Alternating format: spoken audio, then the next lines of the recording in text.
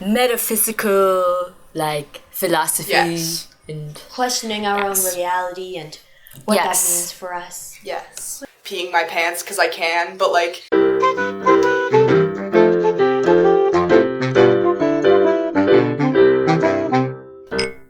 Hi guys, and welcome to Chai Chatter. In today's episode, we will be discussing deep philosophical questions with a side of various warm beverages. what do y'all have today? Well, I have a bit of a sore throat, just the tiniest bit sore, so I decided to have some lemon honey tea. Very nice, very nice. And what about I you, have Diana? cinnamon apple chamomile today. Ooh, Yeah, a little okay, zesty. spicy and sweet. A little zesty. I ordered like the 12 Teas of Christmas from David's Tea, and it just opening the package like was heavenly. So this one is Candy Cane Crush with a little bit of coconut milk, and it's delicious. Very nice. So our first philosophical question is, how can we be sure that we are real and our world is not a simulation? And does it even matter if it is? And just like knowledge in general, and do we have any actually? Like, Yeah. Yeah. how does, like, do we have, or, cut that out. Okay. Like the nature of the truth. Yeah, sure. You know? Yeah, the nature of the Yeah, truth. yeah. That makes sense. So, yeah. Like, Yeah. I guess first things first, to know something, so as in right now me knowing something, saying that, hey guys, Paris is the capital of France, that kind of knowing things, how can you be sure that you know something? In order to know something, what kind of, conditions do you think that there should be?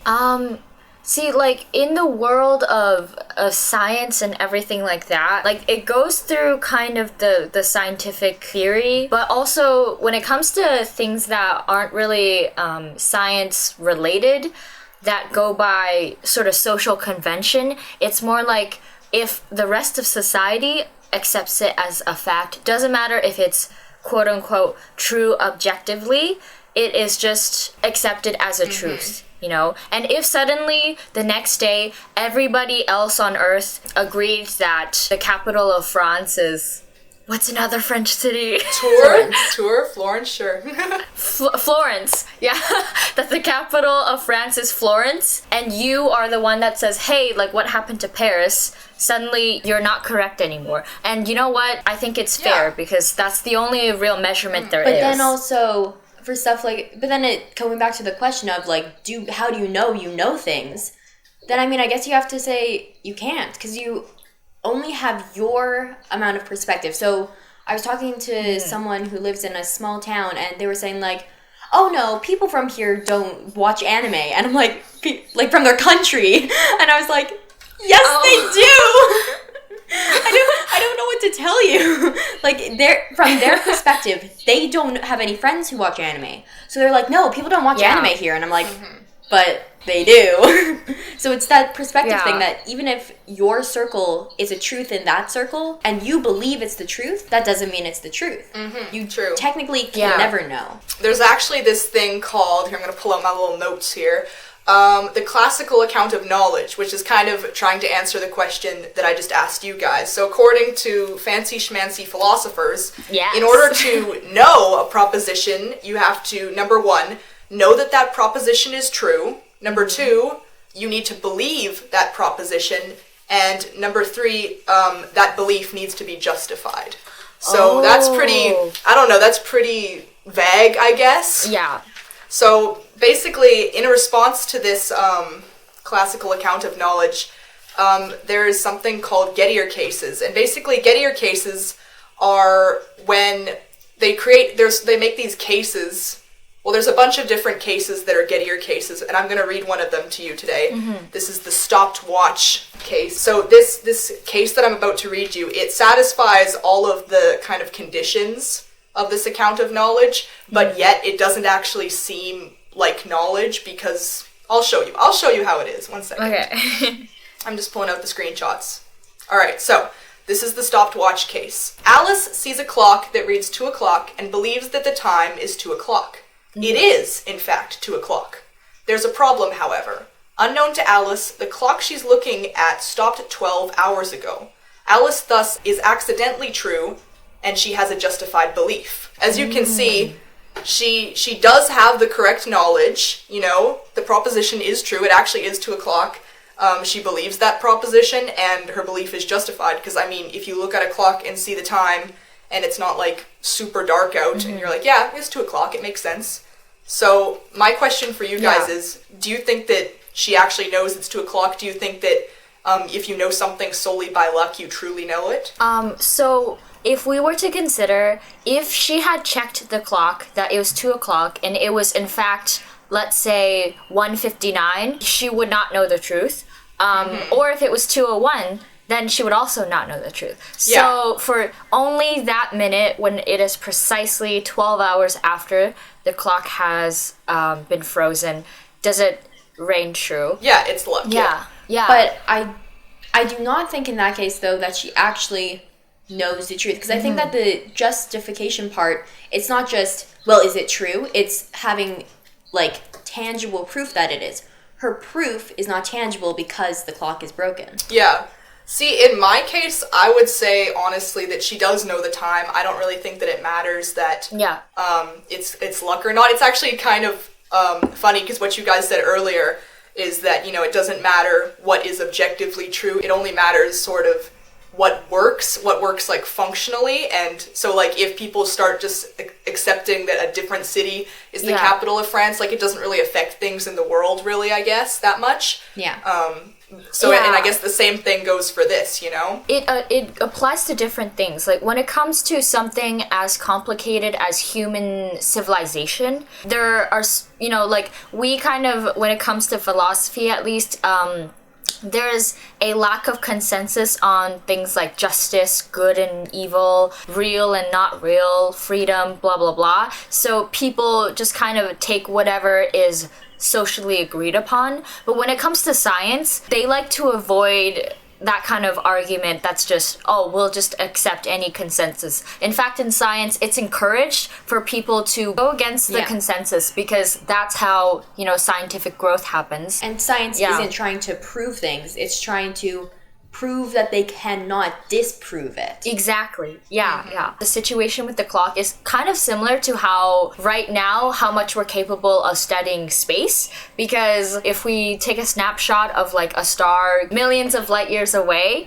we are only able to take a snapshot of it, you know, after waiting like 12 years for the light to get here, and we can only examine that little snapshot. So if that little snapshot, like the thing with the clock, you know, happens to say one thing, but it's sort of like we are so blind in terms of how much we know about the universe that we might as well be like this girl in the clock. So even more of the, we don't know anything. Exactly. We can't prove we know anything. Yeah, and I guess there are some people that would say, like some philosophers that have thought about it in circles and said, you know, well, if we will never truly get to the ultimate truth, because either that doesn't exist or we're not capable of reaching it, then maybe we should disregard the search for it altogether. And how do you guys feel about that? Even in general, like what I'm thinking about it in the general term of, should we try to find the truth? Well, we may not ever reach the truth, but even think about the universe example, we are inching closer, and that might be like 1/100th of a percent. Like you know, it's like that tiniest, like 0.0001% of a like chance that we're getting anywhere close. Yeah. That's how much closer we're getting. I think it is worth still looking for the truth, even if it isn't that much, because I mean, that's a little bit more. Yeah. No, definitely. You want to be searching for the truth in certain things, because obviously without that there would be no advancement. But sometimes there are things, and I'm going to bring up a case of one thing that you kind of just have to accept that you don't know and just sort of live with that. And that is the theory that we are all just brains in vats in a lab somewhere, and that everything we're seeing and everyone we're seeing is just a simulation. And as crazy as that sounds, you can't really prove that that's true, but the fact is you can't prove that it's untrue either, because if you were a brain in a vat and there was no way for you to tell that this simulation was fake, then there's no way for you to tell. Exactly, yeah. There's no way for you to tell. So it's kind of like we don't know for sure if we're brains in vats, because we can't rule that possibility out. So Yeah. that's just sort of something that we have to accept, you know? The thing is with those types of thought experiments, or maybe their realities, is that they're designed that way where you really can't disprove them, and all they do on a practical level is make you like kind of creeped out and have a bit of an existential crisis, right? Because Yeah. knowing that something is a simulation, and this ties into whether we think it matters or not, right? Yeah. Is I think because as humans, we have this desire to matter and to know that we are free and to know that we're kind of special in some way. Our existence is authentic. We have that kind of deep innate desire. If we thought about the fact that we might be simulations, that goes directly against that innate desire, and that's why we're so creeped out or having an existential crisis. You see, though, I think that with the simulation idea, it almost doesn't cause me an existential crisis, because it's like, okay, well, if this is all not real, if this is all not real, then my mistakes matter less, because it doesn't actually affect anything. That's not what I was going to say. In my mind, it's like, okay, if I am in a simulation, if I am in a brain in a vat, and there's no way of me knowing, then like, okay. Who cares? Who cares? Who cares then if there's no way of me knowing? I know nothing else. I'm living this life, and I'm pretty happy with it, so... Also, how can we, sure, so maybe this isn't the authentic, as you described it, Glenna. Maybe this isn't the authentic world. Yeah. But we can also think of it as, there's that thing where people are like, what if what I see as red is what you see as green? We have no way to prove that that's not true. Yeah. Like, maybe we all have the same favorite color, but we just don't know it because we all experience it different, so we all like the same color, but we call it all by different names. Yeah. So it's that sort of a thing where really there's no authentic reality when you think about it that way. The people who are in, like, if there are people in the real world and we're just brains and vats and there are people out with our brains, those people could also be in a non-authentic reality. It's an endless thing. How can you determine what is authentic? Yeah. Like, everyone's experience is different, so you have to accept that. Yeah. Well, see, I'll kind of explain a bit of the existential crisis thing. And honestly, this applies even if there is the simulation argument or there isn't. I think this is just an existential crisis, period.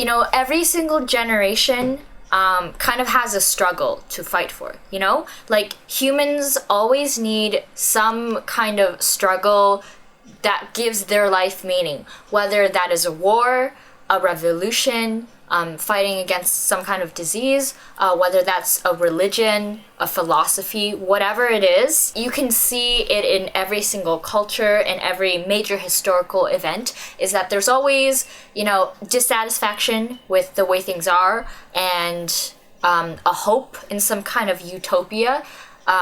Something needs to happen. We need to fight for this cause. And then once this cause is reached, things will be better. History has rinsed and repeated itself.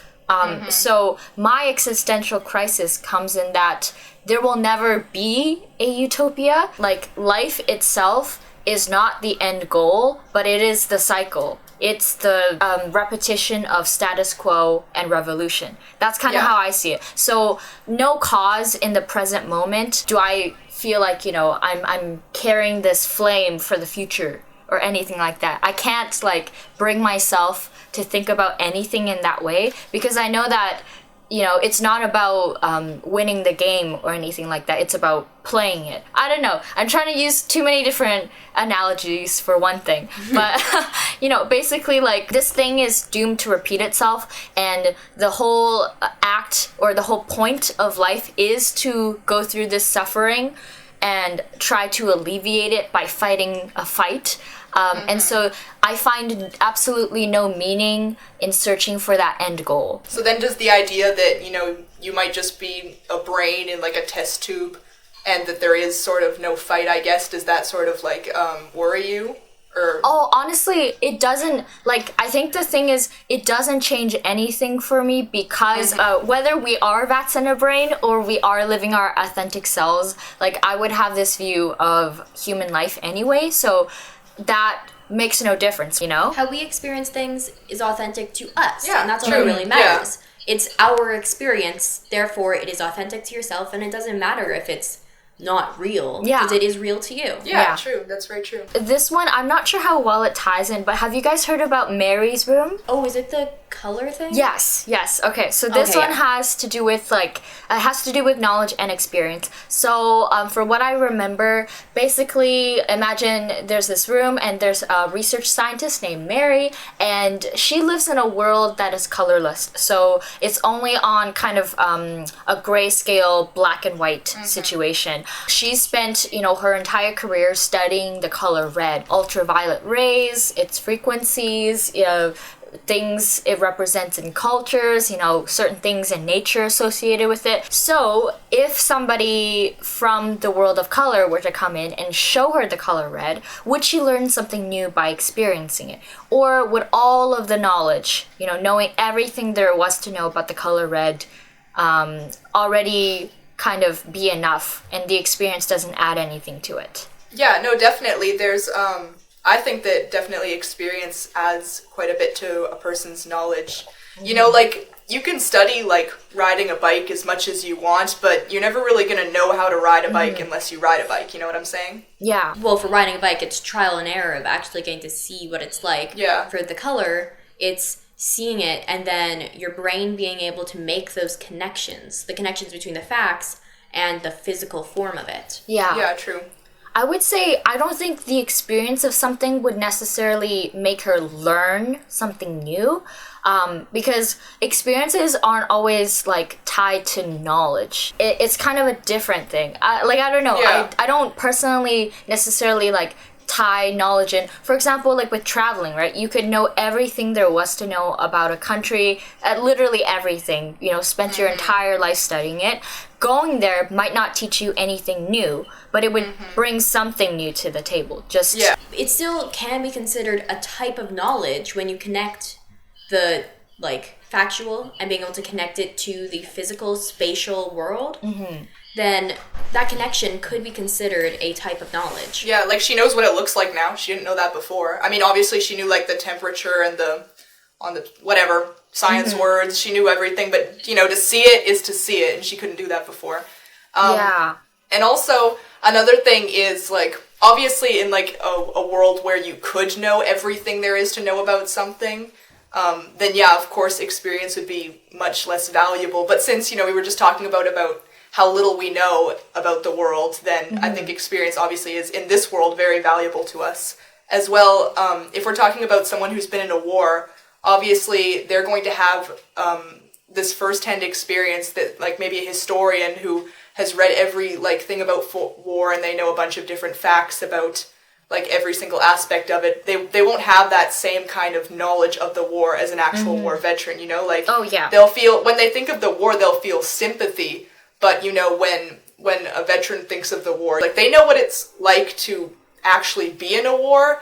Yeah. And they know, the emotions associated with that, whereas a historian would just sort of feel sympathy for someone having to go through those emotions, But in science, some would argue that the historian is capable of knowing more about the war from an objective kind of sense, right? Because a lot of people, even in law, would say they would prefer being more objective rather than having somebody whose facts are kind of clouded with memories, clouded with bias, the way a war veteran would describe his experience or his view of the entire situation as a whole would be clouded by his national bias, the grief that he went through, the trauma, everything like that. So maybe, if you were just to look at it from kind of a more scientific, cold, logical sense, the historian would know more about the war because he's capable of detaching his subjective experience from it. But is there even an objective way to look at the war? Because one might argue that subjective feelings and subjective pain or more and objective. all of those things are I don't think there will ever be absolute objectivity on anything. Yeah. So it all depends on your kind of value system. The same way how we talked about in science, they want things to be further down on the spectrum of objectivity, whereas when it comes to the social sciences, we take in people's subjective experiences. Yeah. That's the whole we want to hear out the LGBTQ plus experience. We want to hear about, the immigrant experience. We want to hear about everybody's subjective experience, and that should inform our society. They're very opposite. But even in science, if you really think about it, sometimes they put trying to tell a story about like things over sort of objective facts. For example, dinosaurs. We don't actually know what color dinosaurs were, but yet when there's all these diagrams and stuff, they draw them these certain colors. And the same goes for like diagrams of like these tiny little cells that we can't actually see ourselves, and we sort of like color them bright red and say that'll do, Oh. Dinosaurs could so be even fluffy. They could be fluffy. There's been proof that they could have feathers even, so, or all of them could, so. And then with that, I think that almost then in that case, because we make all these conclusions, like if you were to learn everything about dinosaurs and go back there, you wouldn't know everything about dinosaurs. Yeah, exactly. So it's the same sort of thing where if you're going, I like the war one, if you're going to war and you know everything about war, but you go there and you feel it and you feel the emotions. You're still gonna learn something. Some people might call that a bias, but I'd say it teaches you about what those emotions are actually like there. Because we can't know until you're there. Yeah, that's true. I think maybe, the whole example with dinosaurs actually applies to so many other things. Yeah. And I think it's a result of us being human beings who kind of like everything to be packaged in like a story.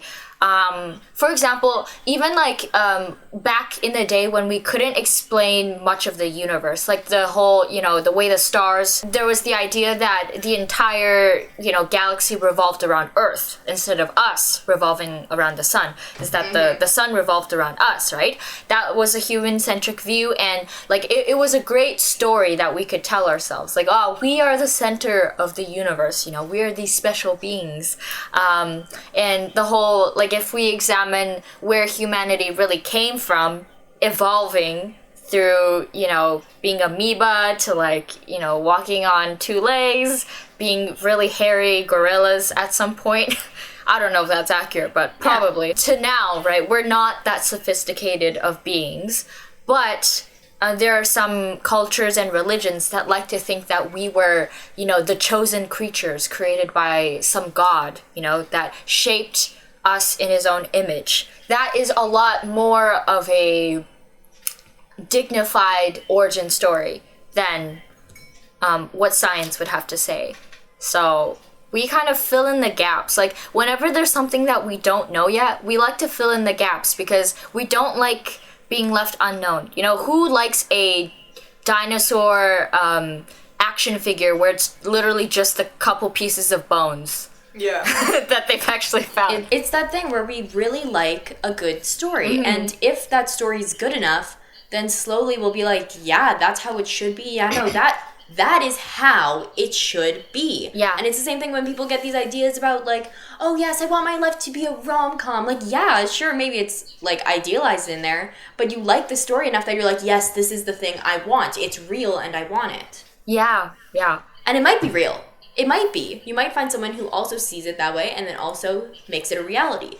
But it comes from these stories, these wonderful stories that people end up connecting to. Yeah. That could be a whole other episode, just stories, maybe how they've impacted our lives, other lives. I don't know.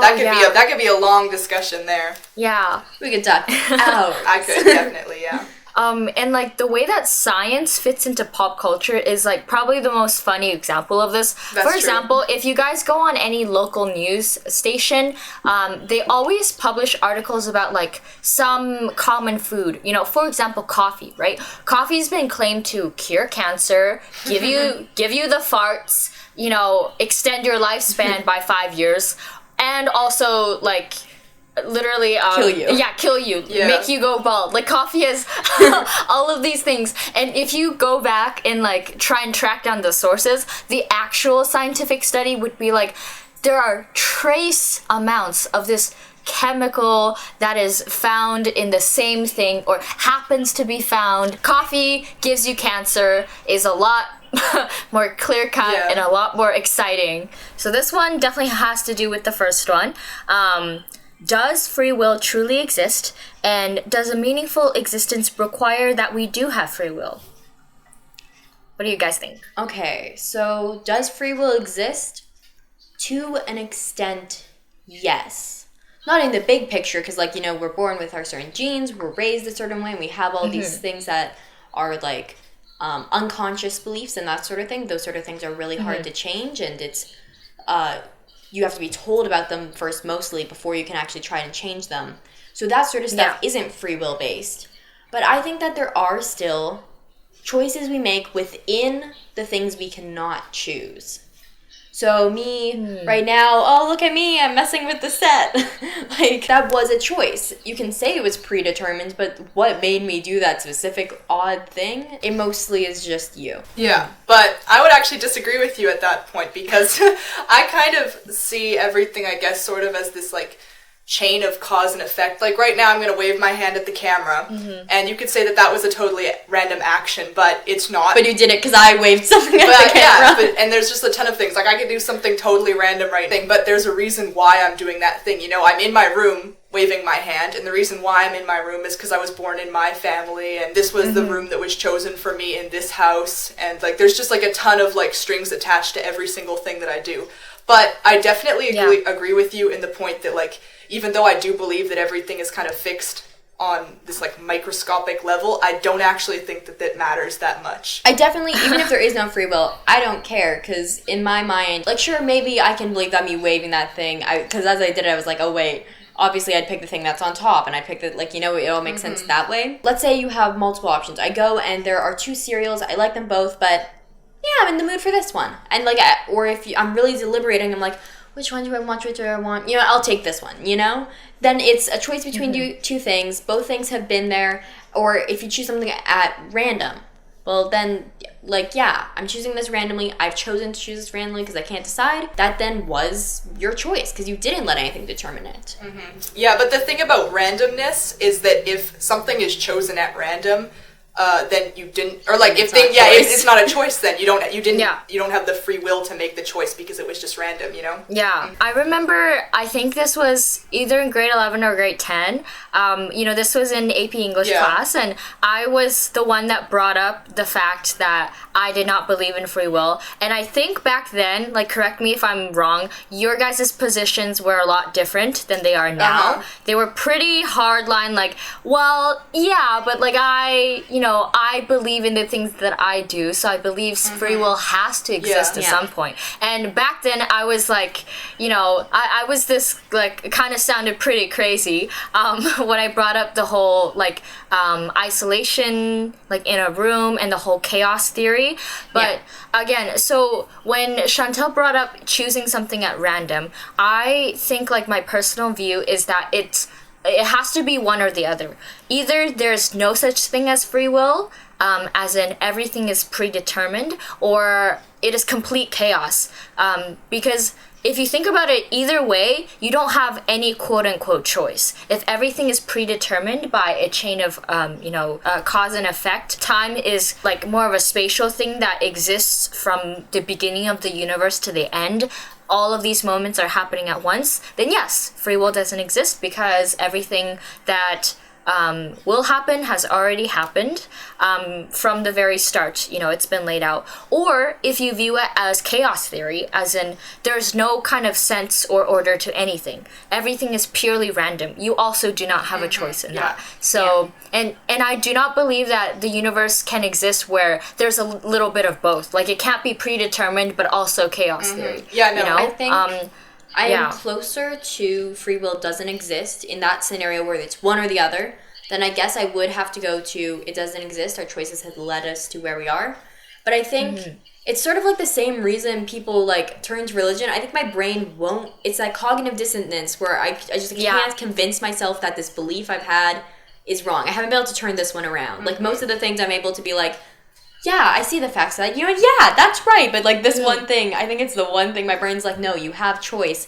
Otherwise, then I would go into then why does it matter? If it's predetermined, then why bother trying? Why do anything? It's not me that's doing it. It's my circumstance that caused this. And I can't let myself fall into that because I will fall into that. So I'm like, no, I have choice. Yeah. Minuscule choice. Yeah, definitely 2 things. First one, just about, like, the discussion in, like, grade 10 that we had. I think back in that discussion, I kind of took more of like, no, there is free will, because I was taking more of a hard stance than I actually believed, because I thought that you were a hard determinist, which is basically where it's like, oh, nothing matters, you know, so like we have no free will, so then therefore we have no moral obligation, which I think is completely wrong.